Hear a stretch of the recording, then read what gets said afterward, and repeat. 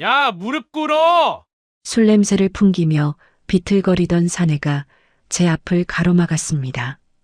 중령 계급장이 달린 군복, 붉게 충혈된 눈, 그의 손이 제 뺨을 툭, 툭 건드렸어요.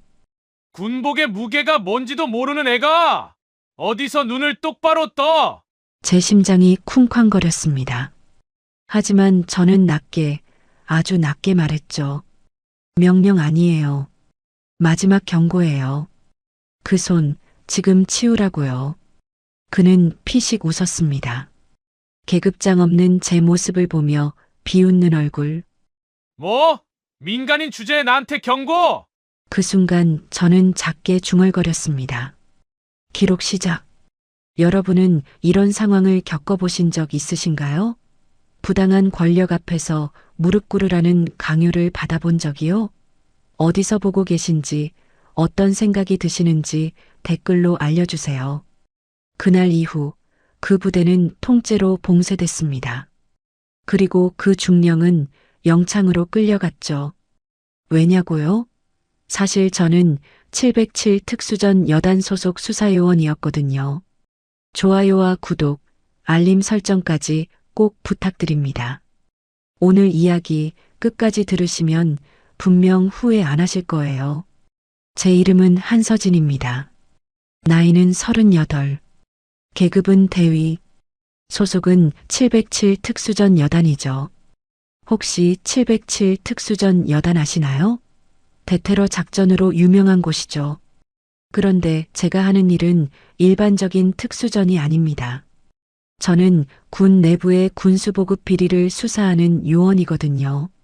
공식 기록에는 존재하지 않는 비공개 부서예요. 제가 누군지 아는 사람은 극소수입니다. 심지어 같은 부대 사람들도 몰라요.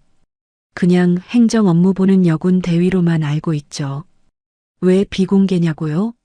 군 내부 비리는 대부분 고위 간부들이 연루돼 있거든요.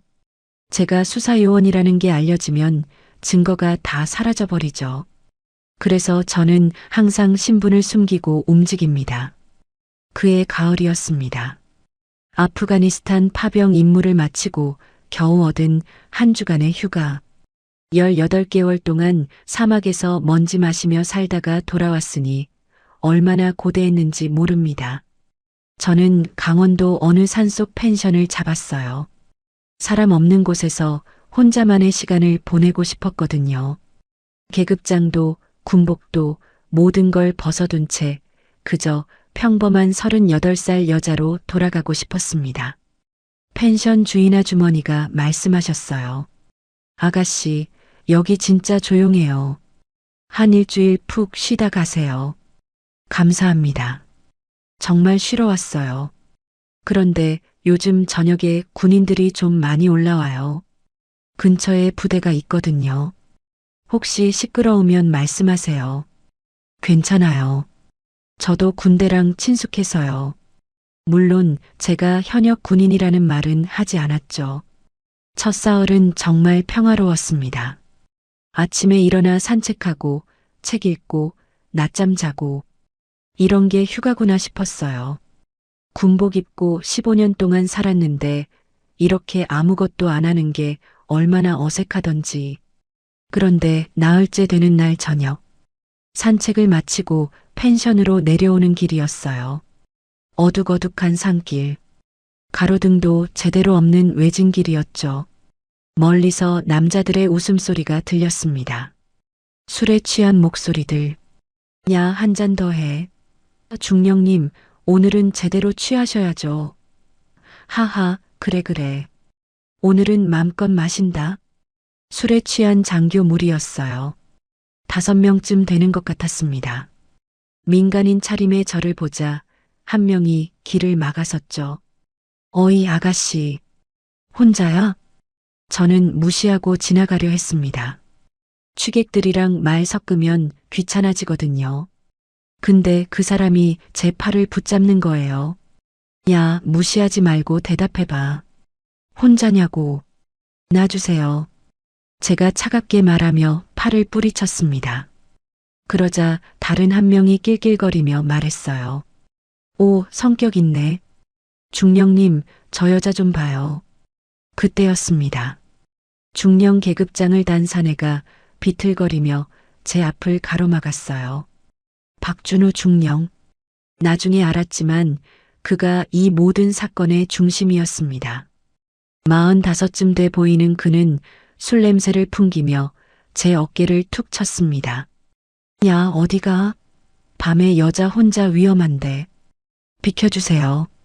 제가 차갑게 말했지만 그는 아랑곳하지 않았어요. 뭐야, 이거 말투 봐. 요즘 것들은 어른한테 말도 함부로 하네. 저 지금 바쁩니다. 길 비켜주세요. 바빠? 뭐가 바빠? 계급장이 없으면 그냥 민간인이지. 민간인 주제에 나한테 이래라 저래라 해? 그리고는 제 뺨을 툭 건드렸습니다. 모욕이었죠. 제 안에서 뭔가 끌어올랐습니다. 하지만 참았어요. 여기서 제가 현역 군인이라는 걸 밝히면 휴가가 끝나버리니까요. 그냥 넘어가려고 했습니다. 손 치우세요. 마지막으로 말합니다. 저는 낮게, 아주 낮게 경고했습니다. 제 목소리에는 15년 군 생활의 무게가 실려 있었죠. 하지만 그는 웃었어요. 마지막? 하하. 야들아, 저 여자 봐라. 마지막이래. 동료들도 킥킥거리며 웃었습니다. 그리고 박준우는 다시 한번 제 턱을 들어 올리려 했죠. 그 순간 기록 시작. 저는 작게 중얼거렸습니다. 옷 안쪽에 숨겨둔 소형 녹음기. 평소 습관처럼 항상 지니고 다니는 장비죠. 증거 수집이 제 일이니까요. 박준우는 제 말을 듣지 못했습니다. 대신 비웃으며 말했어요. 뭐라고? 기록? 뭘 기록해야? 누가 믿어줄 것 같아? 넌 그냥 민간인이고 난 중령이야. 알아들어? 그리고는 제 어깨를 거칠게 밀었습니다. 저는 몇 걸음 뒤로 밀려났어요. 여자가 밤에 혼자 산에 올라와 가지고 조심해야지. 무슨 일 생길 뻔했잖아. 협박이었습니다. 명백한 협박이자 성희롱이었죠. 저는 아무 말 없이 그의 얼굴을 또렷이 기억했습니다. 이름표, 계급장, 오른쪽 눈썹 위에 작은 흉터까지 모든 것을 가세요. 제가 차갑게 말하자 그는 어이없다는 듯 웃으며 동료들과 함께 비틀거리며 사라졌습니다. 중령님 괜찮아요? 저 여자 버릇 없네요. 에이, 그냥 민간인 주제에. 신경 꺼. 그들의 목소리가 점점 멀어졌어요. 저는 그 자리에 서서 한참을 심호흡했습니다. 분노가 치밀어 올랐지만 참아야 했어요. 아직은 때가 아니니까. 그날 밤 펜션으로 돌아온 저는 노트북을 켰습니다. 녹음 파일을 확인하고 그의 신상을 검색했어요. 박준우 중령, 제27보병사단 군수가장. 검색 결과에는 화려한 경력이 나열돼 있었습니다. 육군사관학교 졸업, 각종 표창, 모범 간부상까지. 하지만 제 눈에는 다른 게 보였어요. 이상하게 자주 보직이 바뀐다. 군수과장이라는 자리는 탄약과 장비를 관리하는 핵심 보직입니다. 보통은 23년 정도 근무하죠. 그런데 이 사람은 지난 5년 동안 무려 7개 부대를 옮겨 다녔더군요. 평균 8개월마다 한 번씩. 그것도 전부 군수과장 자리만. 이건 정상이 아닙니다. 자주 바뀐다는 건 문제가 있다는 뜻이거든요. 그리고 모두 군수과장 자리만 돌아다니고 있어요. 뭔가 있다. 제 본능이 속삭였습니다. 15년 동안 군 내부 비리를 수사하면서 키운 감각. 이건 그냥 넘어갈 일이 아니었어요. 저는 707 본부에 비공식 조회를 요청했습니다. 박준우 중령의 과거 근무지에서 혹시 문제가 없었는지. 답변은 다음 날 아침에 왔어요. 한서진 대위, 조회 결과 회신합니다. 박준우 중령 관련 과거 세 곳의 부대에서 탄약 재고 부족 문제가 제기됐으나 모두 장부 오류로 처리됐습니다. 추가 조사는 이루어지지 않았습니다. 장부 오류라고? 세 곳이나 되는 부대에서 같은 문제가 발생했는데 장부 오류? 말이 안 됩니다. 이건 명백히 의도적인 은폐예요. 저는 결심했습니다. 휴가는 여기서 끝. 이제부터는 한서진 대위 707 특수전 여단 수사요원으로서 일을 시작할 때였습니다. 다음 날 아침 저는 부대 앞 식당으로 향했습니다. 점심시간이면 많은 군인들이 나와 밥을 먹거든요. 거기서 뭔가 실마리를 찾을 수 있을 거라 생각했어요. 과연 식당은 군인들로 가득했습니다. 대부분 젊은 병사들과 부사관들이었죠.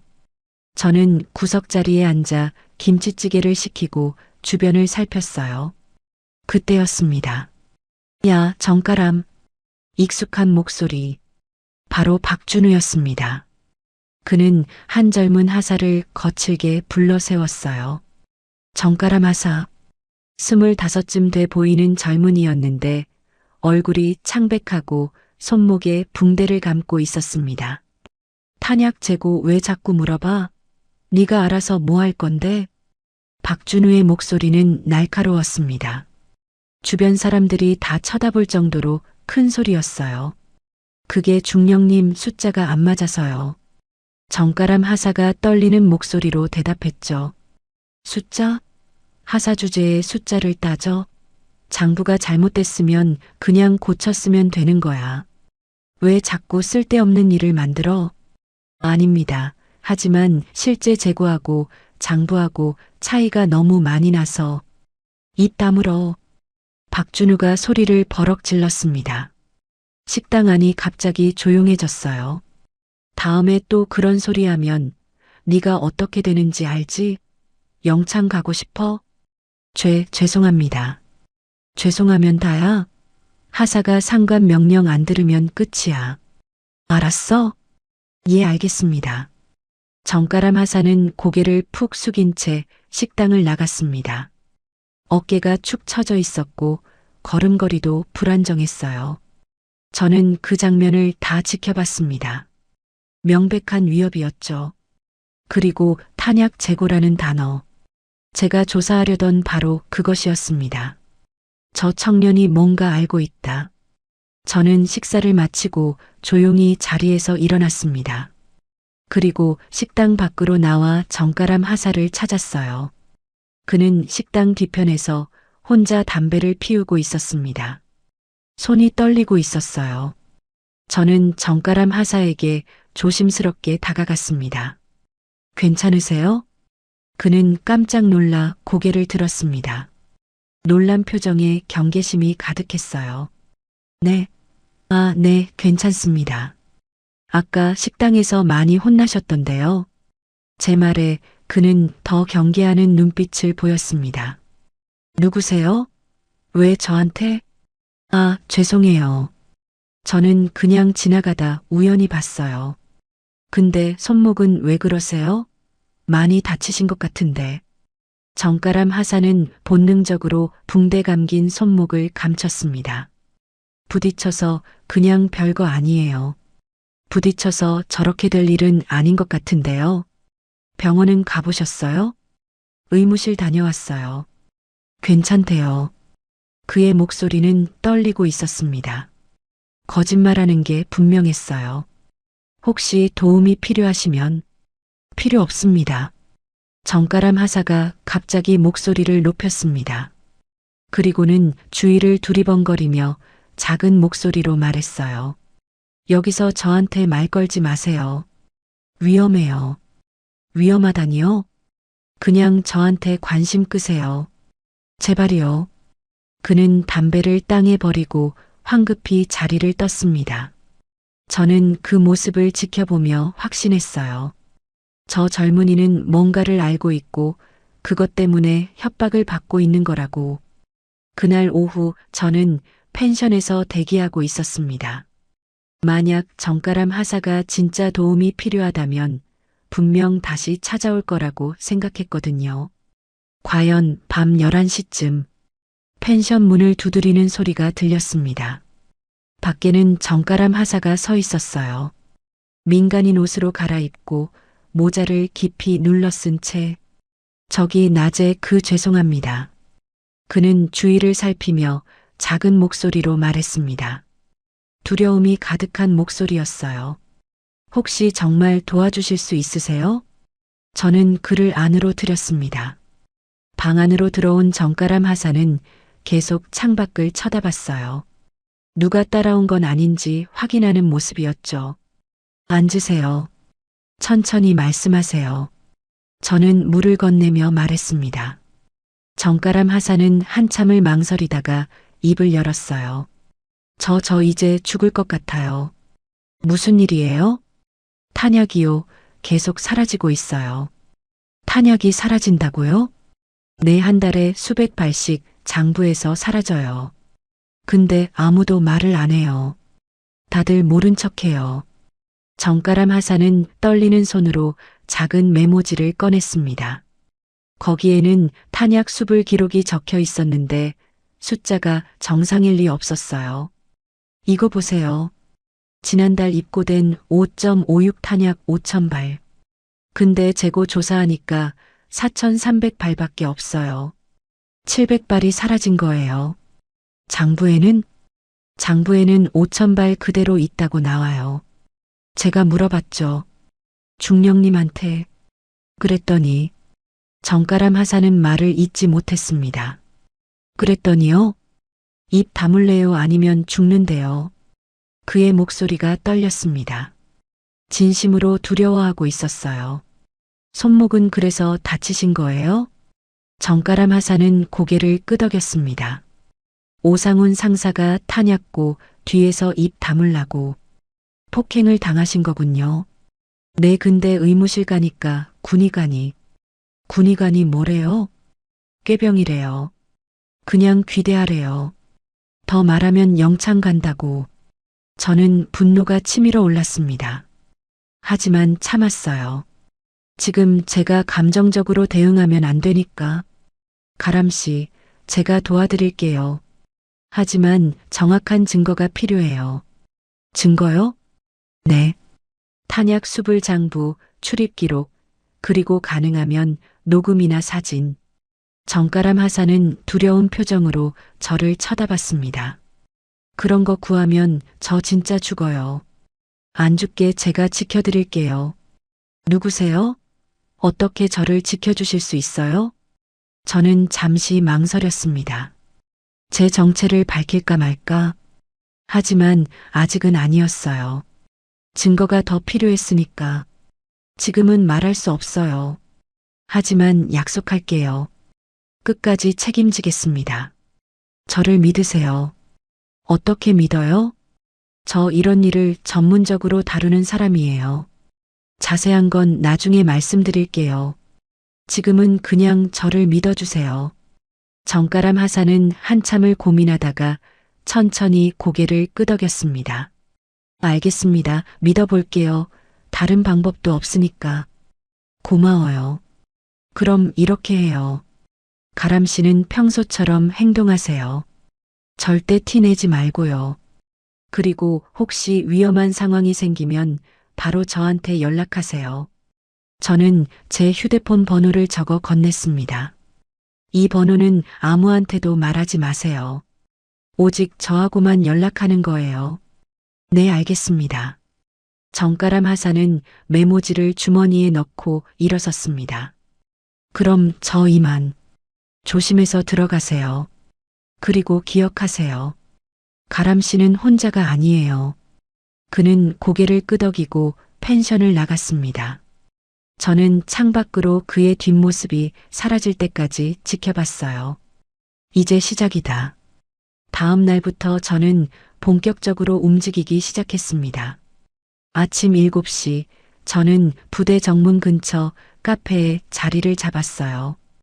여기서 부대 출입구가 한눈에 보였거든요. 1시간쯤 기다리자 박준우 중령이 차를 타고 나왔습니다. 출근 시간도 아닌데 어디를 가는 걸까요? 저는 재빨리 렌터카를 몰고 뒤를 따랐습니다. 미행은 제 전문 분야 중 하나거든요. 707에서 철저히 훈련받았죠.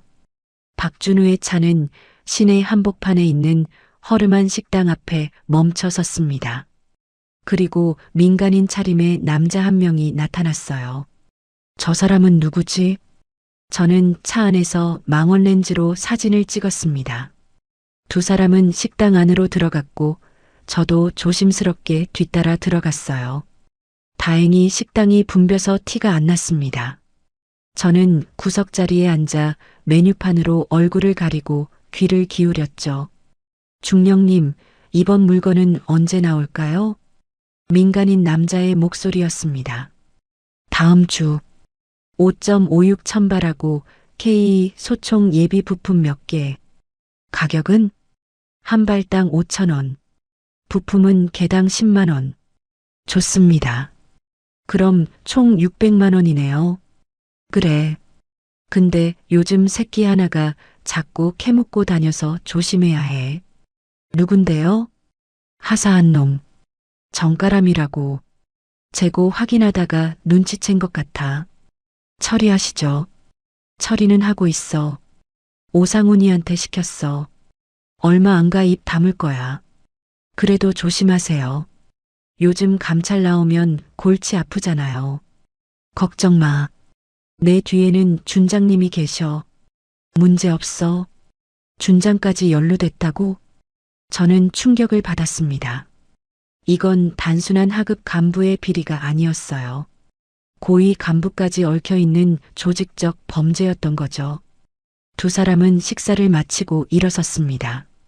박준우가 작은 서류 봉투를 민간인에게 건넸어요. 이번 달 목록이야. 다음 주 수요일 밤 11시에 후문으로 와. 알겠습니다. 저는 민간인이 나가는 걸 기다렸다가 뒤를 따랐습니다. 그는 부대에서 20분 거리에 있는 허름한 창고 앞에 차를 세웠어요.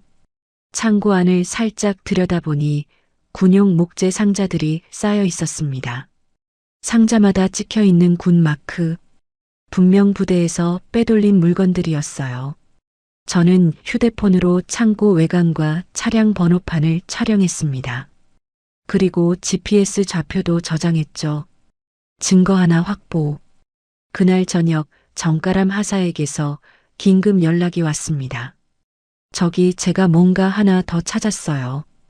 뭐요? USB요. 제 친구가 정비병인데 중령님 차 정비하다가 USB를 발견했대요. 혹시 중요한 것 같아서 몰래 복사해 왔어요.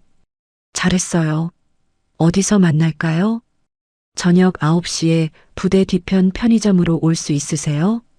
갈게요. 조심해요.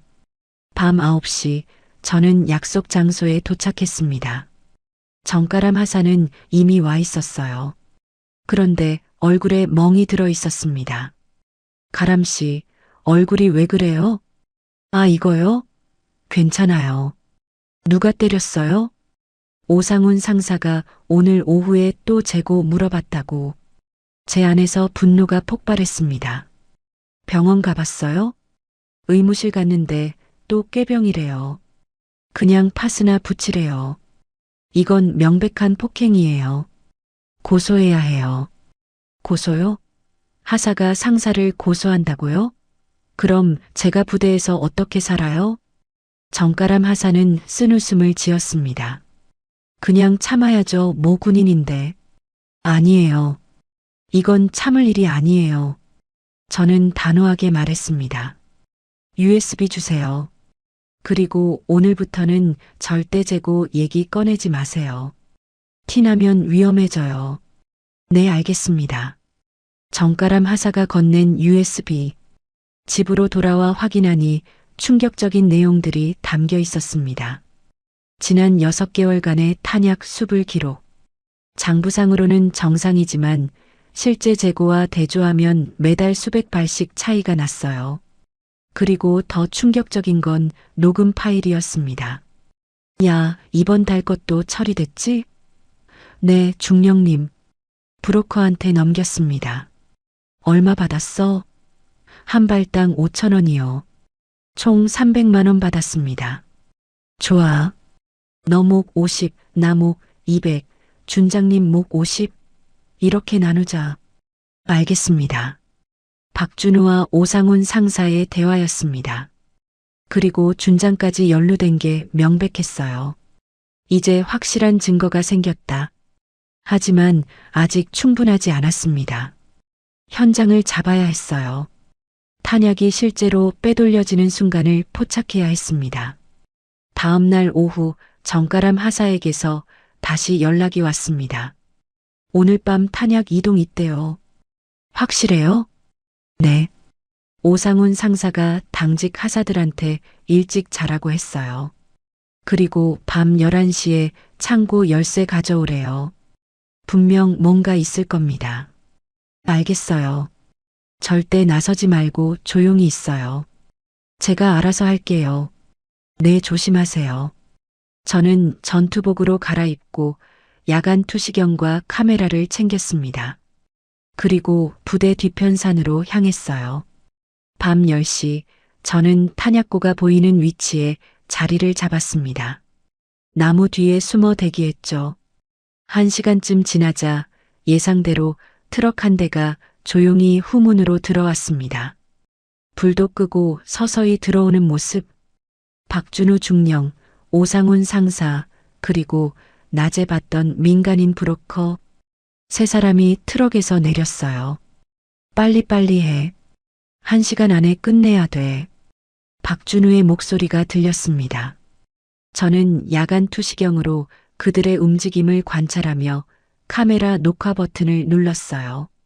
세 사람은 탄약고 문을 열고 안으로 들어갔습니다. 그리고 목재 상자들을 하나씩 꺼내기 시작했죠. 야, 조심해. 떨어뜨리면 큰일 난다. 알아요. 근데 이번 달 거 다 빼면 얼마예요? 너한테는 300. 브로커는 1000 받아. 하, 장사 제대로 되네요. 그들은 웃으며 탄약 상자를 트럭에 실었습니다. 저는 모든 걸 촬영했어요. 얼굴, 목소리, 행동 하나하나. 완벽해. 이 정도면 확실한 증거야. 그런데 그때였습니다. 제 뒤에서 나뭇가지 부러지는 소리가 났어요. 거기 누구야? 오상훈 상사가 제 쪽을 향해 소리쳤습니다. 젠장. 저는 재빨리 몸을 숨겼지만 이미 들켰어요. 야, 잡아. 세 사람이 제 쪽으로 달려왔습니다. 저는 산길을 따라 뛰기 시작했어요. 하지만 어둠 속에서 발을 헛디뎠고 그만 넘어지고 말았습니다. 어디가? 오상훈 상사가 제 팔을 붙잡았어요. 저는 반사적으로 그의 손목을 꺾었습니다. 707에서 배운 호신술이 몸에 배어 있었죠. 으악! 상사가 비명을 지르며 물러섰습니다. 하지만 박준우 중령과 브로커가 양쪽에서 저를 에워쌌어요. 넌 누구야? 박준우가 소리쳤습니다. 저는 차갑게 말했습니다. 손 놔요. 마지막 경고예요. 뭐? 어디서? 야, 잡아. 브로커가 뒤에서 제 머리채를 잡으려 했습니다. 저는 재빨리 몸을 돌려 그의 팔을 제압했어요. 그리고 호주머니에서 작은 검은 케이스를 꺼냈습니다. 707 특수전 여단, 군수보급 비리 수사반, 한서진 대위. 제 신분증이 달빛 아래 빛났습니다. 박준우 중령의 얼굴이 하얗게 질렸어요. 뭐야 707이라고? 수사요원? 네. 한서진 대위입니다. 박준우 중령, 오상훈 상사, 그리고 브로커 김성호 씨. 지금부터 군수물자 절도 및 유용 혐의로 현행범 체포합니다. 제 목소리는 차갑고 단호했습니다. 오상훈 상사가 뒤늦게 도망치려 했지만 저는 그의 뒤통수를 정확히 가격했어요. 707에서 배운 제압술. 상사는 그 자리에 쓰러졌습니다. 네가 감히. 박준우가 욕설을 퍼부으며 덤벼들었지만 저는 그의 팔을 뒤로 꺾어 제압했습니다. 저항하면 공무집행 방해가 추가됩니다. 얌전히 계세요. 나라고. 넌 끝났어. 준장님이 가만 안 둬. 준장님도 함께 조사받을 겁니다. 제가 핸드폰을 꺼내 녹음 파일을 재생했습니다. 너 목 50, 나 목 200, 준장님 목 50. 박준우의 목소리가 선명하게 들렸어요. 이건 어떻게? 증거는 충분합니다. 탄약 수불 기록, 거래 녹음, 창고 위치, 그리고 방금 현장까지 다 확보했어요. 박준우는 더 이상 저항하지 못했습니다. 저는 이미 호출해둔 헌병대에 연락했어요. 여기 한서진 대위, 현행범 3명 확보, 즉시 출동 바랍니다. 10분 후 헌병대 차량이 도착했습니다. 헌병대장이 차에서 내려 저를 보더니 경례를 했어요. 대위님 수고하셨습니다. 범인들입니다. 즉시 격리조사 부탁드립니다. 알겠습니다. 박준우와 오상훈 그리고 브로커는 수갑을 차고 헌병대 차량에 실렸습니다. 박준우가 마지막으로 저를 쳐다보며 말했어요. 넌 끝났어. 준장님이 가만 안 둬. 그건 제가 걱정할 일이 아니에요. 차량이 출발했습니다. 저는 그 모습을 지켜보다가 한숨을 내쉬었어요. 이제 시작이다. 진짜 싸움은 지금부터야.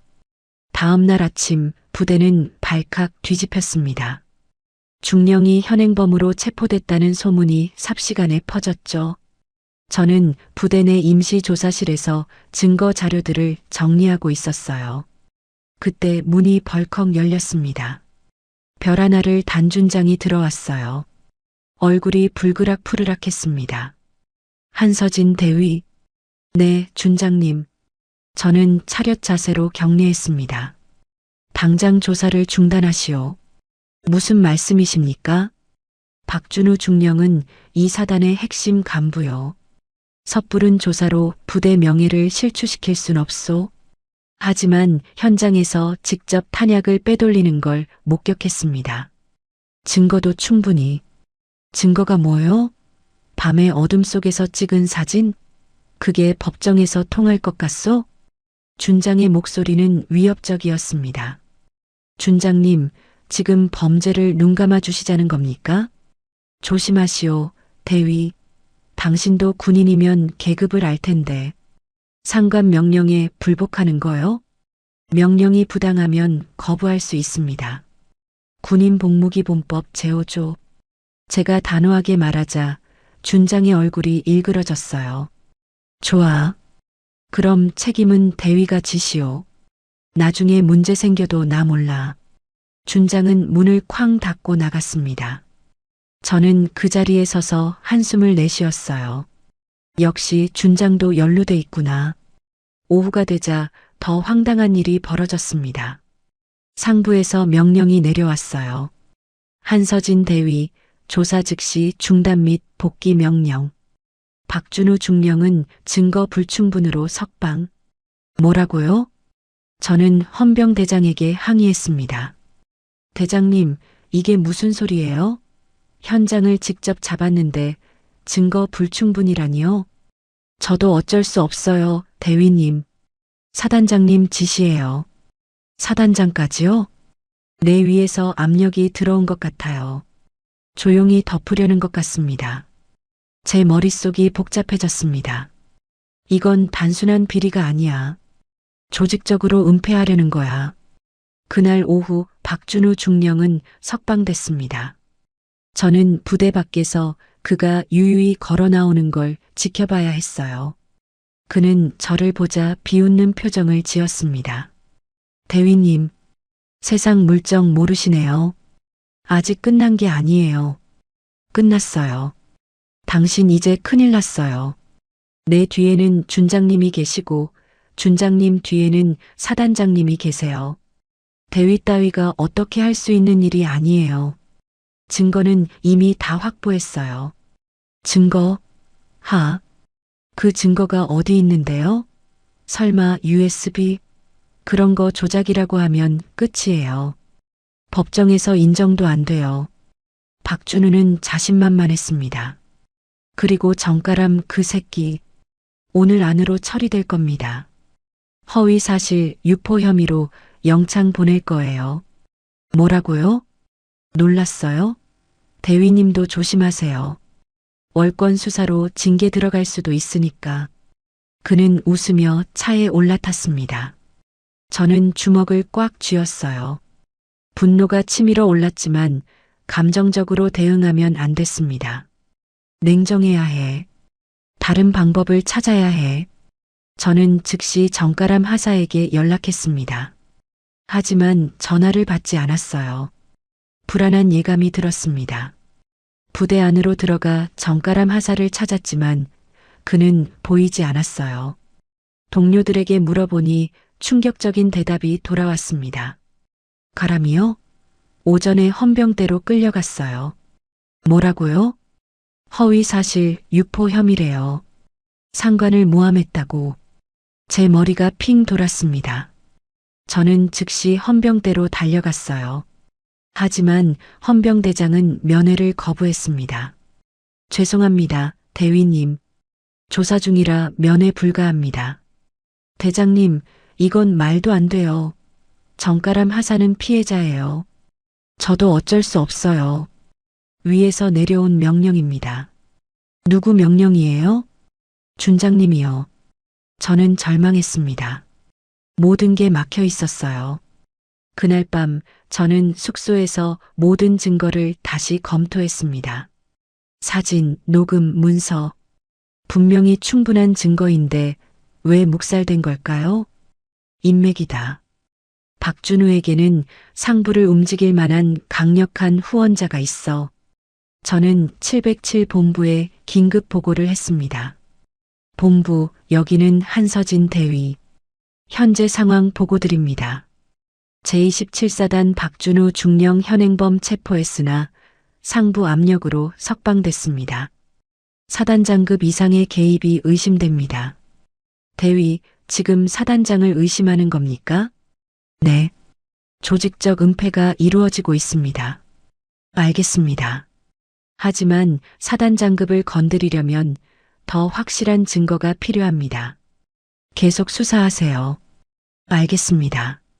전화를 끊고 나자 저는 깊은 한숨을 내쉬었어요. 혼자다. 완전히 고립됐어.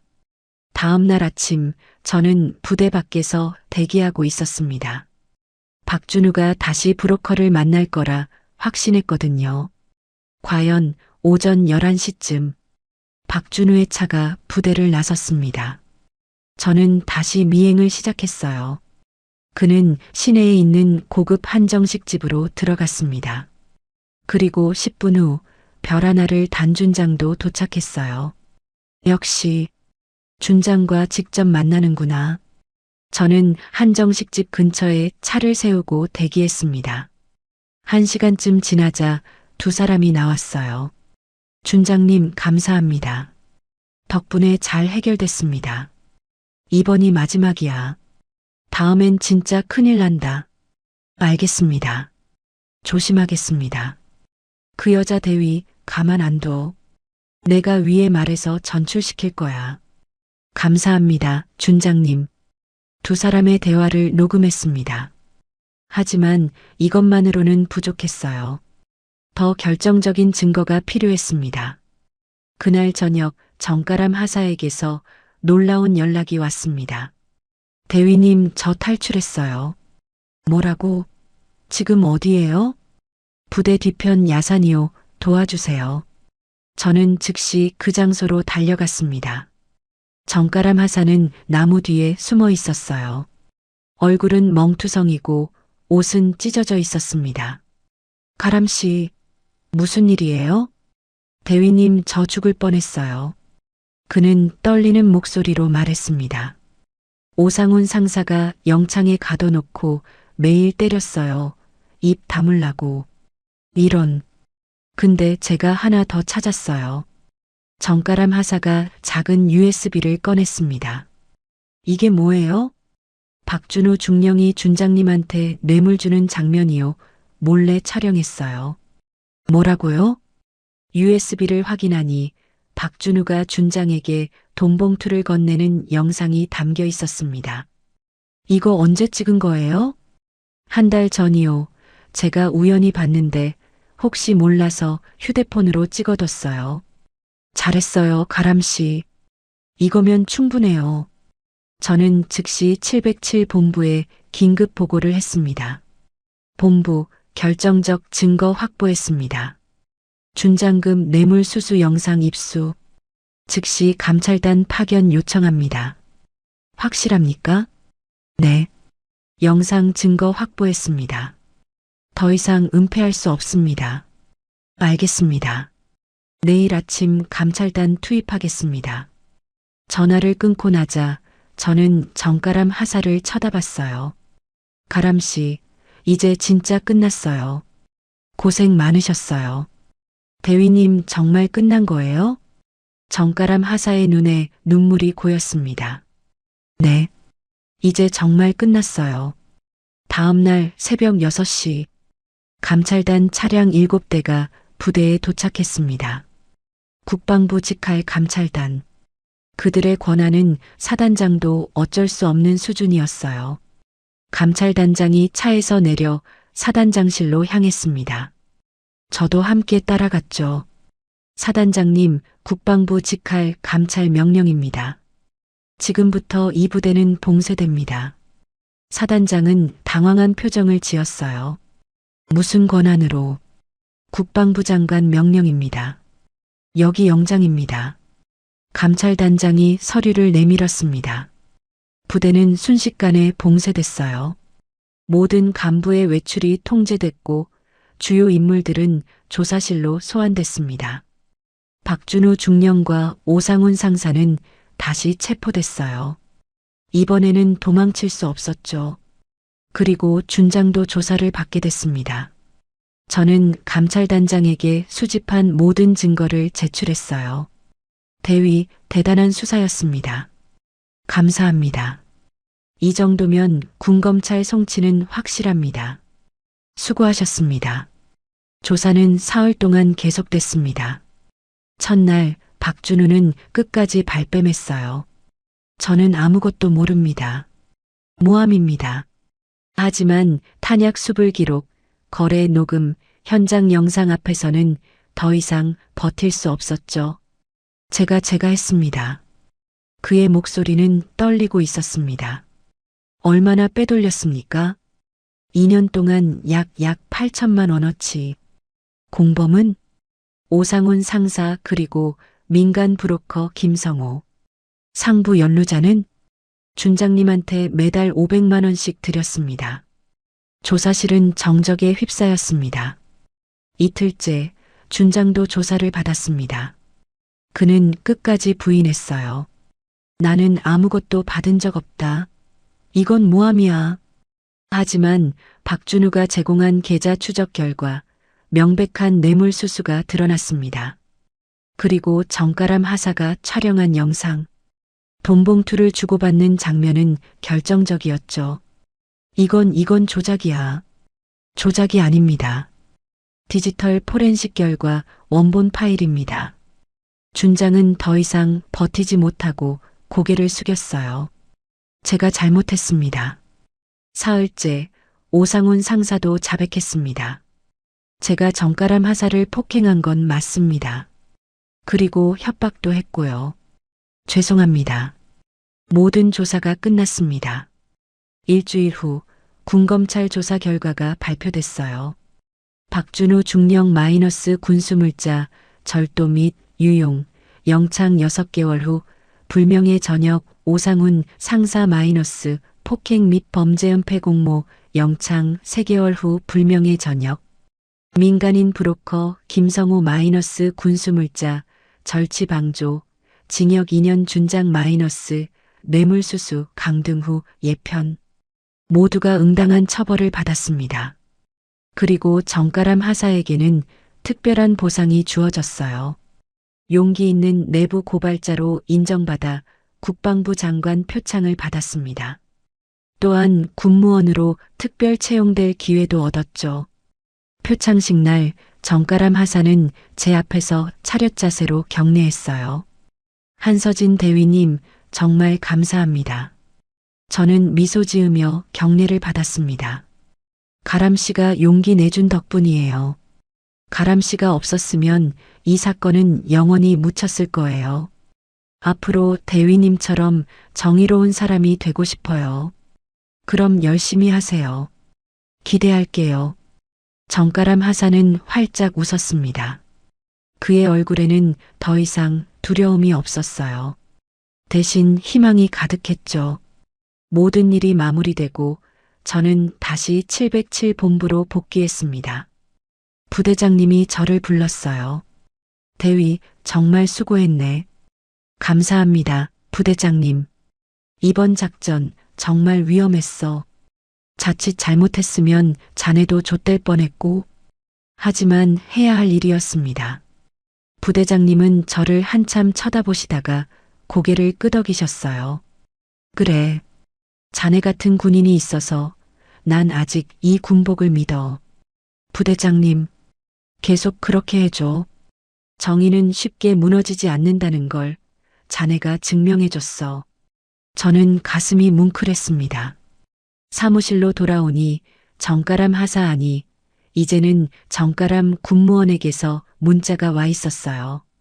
대위님, 저 오늘부터 군무원 교육 시작했어요. 열심히 해서 대위님처럼 멋진 사람 되겠습니다. 정말 감사합니다. 대위님 덕분에 제 인생이 바뀌었어요. 저는 미소 지으며 답장을 보냈습니다. 잘하고 있어요, 가람 씨. 화이팅! 앞으로도 용기 잃지 마세요. 그날 저녁 저는 혼자 산책을 나갔어요. 휴가 때 갔던 그 산길. 박준우 중령이 제 뺨을 툭툭 건드렸던 바로 그곳. 그때는 분노했지만 이제는 담담했습니다. 군복의 무게.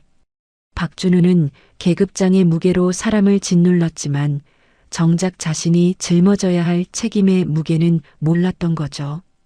군복의 진짜 무게는 계급이 아니라 책임입니다.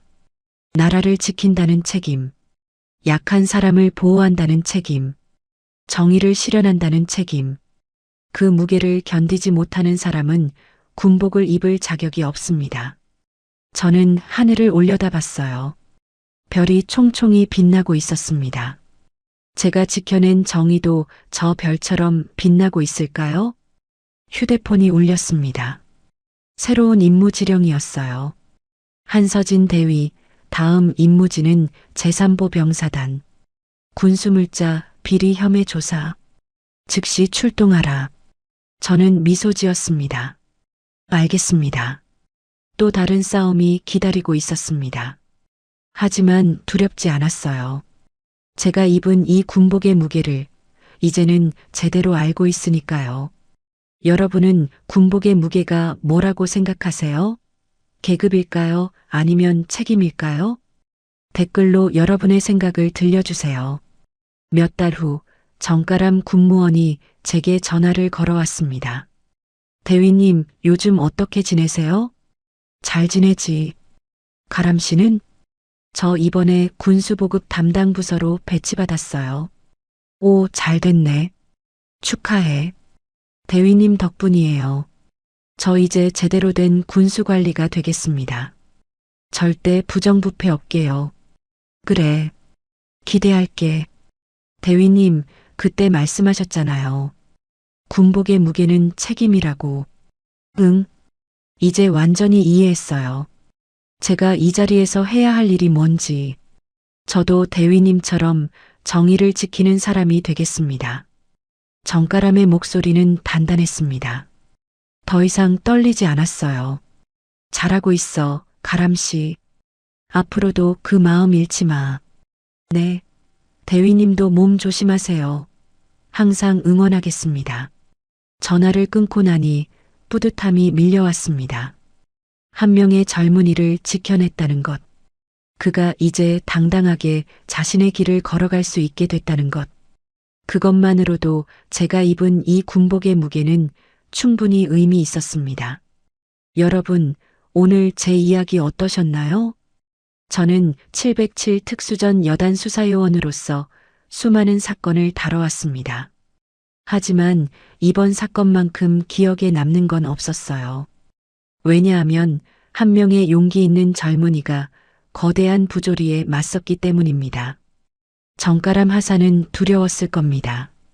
상관의 협박, 폭행, 그리고 고립. 25살 젊은이가 감당하기엔 너무 큰 고통이었죠. 하지만 그는 포기하지 않았어요. 진실을 밝히기 위해 끝까지 싸웠습니다. 그리고 그 용기가 결국 정의를 이뤄냈습니다. 여러분도 혹시 부당한 일을 겪고 계신가요? 직장에서, 학교에서, 어디선가 불의를 목격하셨나요? 포기하지 마세요. 반드시 해결 방법이 있습니다. 그리고 여러분 곁에는 분명 도와줄 사람이 있을 거예요. 저처럼요. 군복의 무게는 계급이 아닙니다.